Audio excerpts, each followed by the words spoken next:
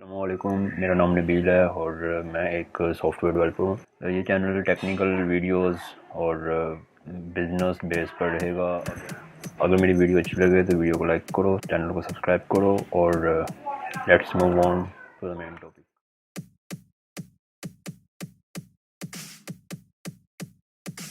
वो क्या है और जो आपका कस्टम है उसमें क्या डिफरेंस है।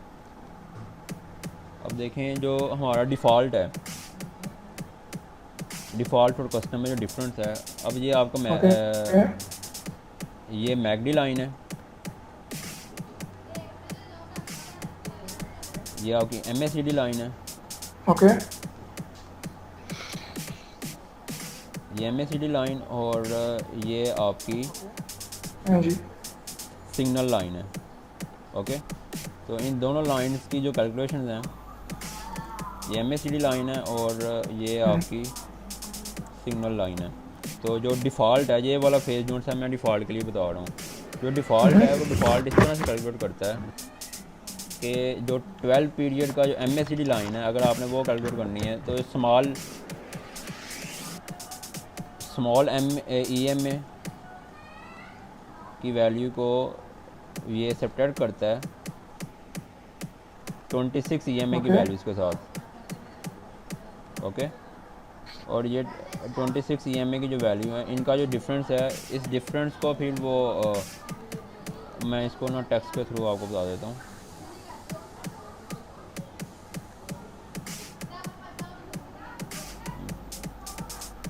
Twelve E M A minus 26 E M A, yes ये आपकी मैकडी की कैलकुलेशन है। ओके, ये जो सिग्नल आपको प्रोवाइड करेगा, ये मैकडी के लिए प्रोवाइड करेगा।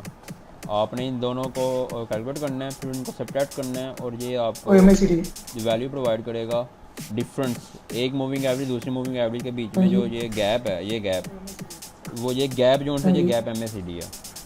अब ये गैप आपको बताता है कि अगर एक पॉइंट पे गैप आपका एमएससीडी का, दोनों लाइन का क्रॉस ओवर जोन है, वो क्रॉस ओवर आपको एक पॉइंट पे ज़्यादा गैप प्रोवाइड कर रहा है। अब ये इस पॉइंट पे ये गैप ज़्यादा है। अब आस्ता आस्ता जैसे ही ये क्रॉस ओवर के करीब जाएगी तो यस गैप आपका कम होता जाएगा। अब आप ये व्यू कर रहे हैं, अब यहाँ पर गैप ज़्यादा है। अब जैसे क्रॉस ओवर होगा, ये मूविंग एवरेज नहीं है, ये एमएससीडी और सिग्नल लाइन है। मूविंग एवरेज भी इसी तरह ही काम करती हैं। जब एक मूविंग एवरेज दूसरे मूविंग एवरेज को क्रॉस ओवर करती है तो ओके इसका गैप जो है वो डिक्रीज़ करता जाता है। तो ये जो मैकडी लाइन है, ये दरअसल उस डिक्रीजिंग फैक्टर को कैलकुलेट करता है कि आपका डिक्रीजिंग फैक्टर जो है ओके अभी इंक्रीज़ कर रहा है या डिक्रीज़ कर रहा है। तो अब आपने ये इस डिक्रीजिंग फैक्टर को और इंक्रीजिंग फैक्टर की बेस पे हमने ये सिग्नल लाइन को कैलकुलेट करना है। सिग्नल लाइन जो सी है, इस मैकडी के जो 9 या 10 पॉइंट्स हैं इसको पिक करती है, और इस मैकडी के पॉइंट्स को अगर आप E M A find out करें, तकरीबन 9 ई एम ए अगर आप फाइंड करें ऑफ मैकडी की जो लाइन है, मैकडी लाइन के जो 9 पॉइंट्स हैं, अगर आप उसका E M A signal find line करें तो ये आपको हाँ जी प्रोवाइड करता है सिग्नल लाइन। और ये जो मैकडी के पॉइंट्स हैं, ये आपके ये जो मैकडी के पॉइंट्स हैं, ये आपके डायरेक्टली डिपेंड करते हैं प्राइस के ऊपर। ये हाँ जी आपके प्राइस पे डिपेंड कर रहे हैं। आप ये जो 12 ई एम ए और 26 E M A okay calculate कर रहे हैं, ये आप प्राइस के थ्रू कैलकुलेट कर रहे हैं। और फिर आप मैकडी प्राइस के ऊपर आपकी जो मैकडी लाइन है, ये 1 लेवल बिहाइंड है, ये लैगिंग फैक्टर में है, क्योंकि ये डायरेक्टली प्राइस के साथ लिंक नहीं करती, ये ई एम ए के ऊपर डिपेंड करती है, और जो ई एम ए ओके वो प्राइस के ऊपर डिपेंड करते हैं। और जो आपकी सिग्नल लाइन है ओके वो फिर मैकडी के ऊपर डिपेंड करती है। तो इसका प्राइस के ऊपर जो डिपेंडिंग फैक्टर है वो ज़रा ये 2 लेवल पीछे है। सिग्नल लाइन जो सी है, प्राइस के ऊपर लैगिंग फैक्टर जो है 2 लेवल पीछे ओके है। प्राइस से पहले ई एम ए कैलकुलेट होती है, ई एम ए से फिर अच्छा मैकडी अच्छा कैलकुलेट होता है, फिर मैकडी से सिग्नल अंडरस्टूड लाइन कैलकुलेट होती है। ये डिफ़ॉल्ट में इस तरह है। और जो आपका दूसरा कस्टम फैक्टर है, जो आपकी कस्टम आपने मैकडी प्रोवाइड की है, उस मैकडी के बारे में आपको मैं बताने लगा हूँ अब। हाँ जी कस्टम मैकडी आपकी, ये आपकी मैकडी लाइन है और ये आपकी हाँ जी सिग्नल लाइन है। ओके, ये हाँ जी ग्रीन लाइन जोन सी है, ये आपकी मैकडी लाइन है, और ये जो रेड लाइन है ये आपकी Yes. सिग्नल लाइन है। अब इसमें जो आपका लैगिंग फैक्टर है ये ज़्यादा स्मूथली काम, अब ये देखें EMA और 26 और 12 और 26 EMA के बीच में जो डिफरेंस है वो ज़्यादा स्मूथली नहीं रहेगा, वो क्योंकि वो डायरेक्टली प्राइस के साथ लिंक करता है और price quickly up and down move करती है। प्राइस का जो चार्ट है वो ज़्यादा वोलेटाइल है, प्राइस ज़्यादा अप मूव करती है फिर लो, तो रेंजिंग फैक्टर प्राइस के अंदर बहुत ज़्यादा है। तो EMA 12 EMA 26 EMA जो डायरेक्टली प्राइस के साथ लिंक आ रहे हैं तो वो ये लैगिंग फैक्टर, ये जो सा चोपी फैक्टर है, ये चोपी फैक्टर 12 और 26 EMA के अंदर भी मौजूद है, यहाँ पे स्मूथिंग फैक्टर ज़्यादा नहीं है। लेकिन अगर आप ये जो आप EMA को फाइंड कर रहे हैं 12 और 26 EMA को, Okay. अगर आपने मैकडी को कैलकुलेट करना है ना तो आपने एक ये पॉइंट यहाँ पर हम 12 EMA को काट रहे थे ओरिजिनल में और फिर उसको हम सेपरेट कर रहे थे 26 EMA के साथ, ऐसे ही है। लेकिन अब आपका जो मैकडी का जो मैनुअली है, मैनुअली के लिए आपने इस तरह करना है कि आपने यहाँ पर हाँ जी। जो 12 मूविंग एवरेज है, 12 मूविंग एवरेज को आपने इस तरह से कैलकुलेट करना है। आपने 12 मूविंग एवरेज को कैलकुलेट किया, उसकी EMA आपने फाइंड की, फिर उसको आपने मल्टीप्लाई किया 2 के साथ, ठीक है। और जो प्रीवियसली जो आपकी जो EMA थी आपने एक और EMA फाइंड की। अब ये जो EMA है ना ये दरअसल, अब आप ये इस EMA पे फोकस करें, ये वाली जो EMA है, ये EMA दरअसल आपने जो 12 EMA को कैलकुलेट की है, आपने उस 12 EMA का अगेन आपने EMA लिया है एक और, अच्छा। आपने डबल EMA लिया है प्रीवियस EMA का, Okay. ठीक है। यहाँ पर जो प्रीवियसली आपने एक EMA कैलकुलेट की थी 12 EMA, अब ये वाली EMA और ये EMA सेम है, ठीक है। Okay. आपने इस EMA का दोबारा एक और EMA लेनी है जो कि आपके पास 12 EMA रहेगी, जो कि ज़्यादा स्मूथली रहेगी। आपने पहले 12 EMA फाइंड की, जैसे जहाँ पर 12 EMA थी हम डायरेक्टली प्राइस से 12 EMA को कैलकुलेट करते थे और फिर उसको हम 26 EMA के साथ माइनस कर देते थे। लेकिन यहाँ पर आपने 12 EMA को कैलकुलेट किया, लेकिन उसके बाद आपने क्या किया, अब मैं आपको डायरेक्टली जो ओरिजिनल इसका फेज़ है वो बता रहा हूँ। आपने 12 EMA कैलकुलेट किया और 12 EMA के बाद आपने एक और EMA कैलकुलेट की जो कि इस 12 EMA की 12 EMA है, ये। इसी तरह आपने 26 पीरियड की भी एक EMA कैलकुलेट की और फिर आपने इस 26 EMA की एक और EMA कैलकुलेट की जो कि ज़्यादा स्मूथली हो जाएगी और लैगिंग फैक्टर उसमें ज़्यादा रहेगा। आपने इस 26 की अगेन, ये जो आपकी एक अरे आपके पास 26 EMA की आएगी, आपने इस EMA की दोबारा एक और EMA लेनी है 26, ठीक है। अब यहाँ पर जो आपको EMA नज़र आ रही है ये वाली 12 और ये 26 EMA, ये दरअसल ये वाली EMA है, Okay. जो डायरेक्टली प्राइस के साथ लिंक है, हाँ। और लेकिन जो हम यहाँ पे मैकडी के लिए यूज़ करेंगे वो दरअसल इस EMA और इस EMA का स्मूथिंग फैक्टर हम कैलकुलेट कर रहे हैं और स्मूथिंग फैक्टर को हम यहाँ पे यूज़ कर रहे हैं। अब ये आप व्यू कर सकते हैं कि ये वाली और ये वाली EMA डायरेक्टली प्राइस के साथ लिंक करती है और ये वाली जो दोनों EMA हैं ये प्राइस के साथ लिंक ही नहीं कर रही, ये दरअसल हमने उन EMAs का फर्दर एक EMA लिया है, Agree. ठीक है। अब आपने क्या करना है कि आपने जो प्रीवियसली 12 EMA को कैलकुलेट किया है, 12 EMA को आपने इसको मल्टीप्लाई करना है 2 के साथ। Okay. ये जो EMA जो हमने ओरिजिनली प्राइस के साथ कैलकुलेट की है, जो प्राइस पे बेस करती है, हमने उस EMA की वैल्यू को 2 से मल्टीप्लाई किया, उसका डबल किया, उसका डबल करने के बाद हमने जो इस फर्दर एक और जो इसकी सब EMA ली है जो कि इनडायरेक्टली प्राइस के साथ लिंक करती है और प्राइस के साथ डायरेक्टली लिंक नहीं करती, ये डिपेंड कर रही है इस 12 EMA के ऊपर जो कि प्राइस के ऊपर डिपेंड करती है। फिर आपने इस 12 EMA में से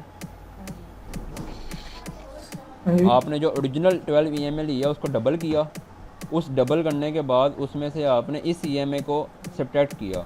तो ये जो आपके पास है ये एक 12 EMI का फेज़ है, ठीक है। ये फिर अब आपने इस फेज़ को माइनस, फिर आपने 26 के लिए भी एक इसी तरह किया। आपने 26 EMI के लिए, ये 26 EMI है, 26 EMI को कैलकुलेट करने के बाद आपने मल्टीप्लाई किया, इसको डबल किया। ये जो ओरिजिनल प्राइस के साथ लिंक करती है EMI, आपने इसको डबल किया।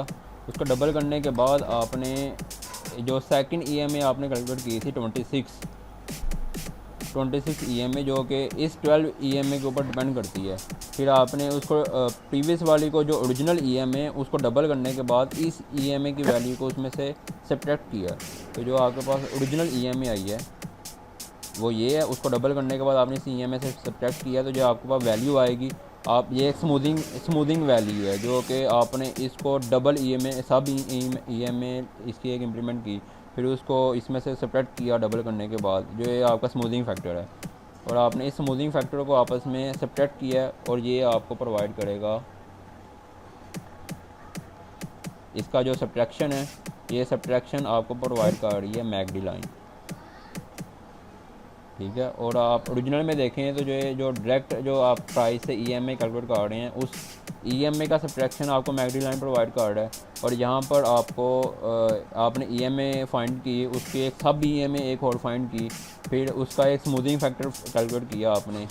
इन दोनों का कैलकुलेशन आपने यहाँ पर इम्प्लीमेंट की, फिर इसकी कैलकुलेशन आपने दोनों की कैलकुलेशन आपने इम्प्लीमेंट की, एक ओरिजिनल EMI की और एक जो आपने कस्टम EMI बिल्ड की है, उन दोनों की कैलकुलेशंस आपने एक स्मूदिंग फैक्टर फाइंड किया, जो कि एक एवरेज आउट करके एक मिड पॉइंट को निकल आता है। उस मिड पॉइंट को आपने फर्दर सब्ट्रैक्ट किया, फिर आपने जो मैकडी लाइन को कैलकुलेट किया। ये लैगिंग फैक्टर आप व्यू कर सकते हैं कि जो आपका लैगिंग इंडिकेटर है वो इस तरह कैलकुलेट कर रहा है।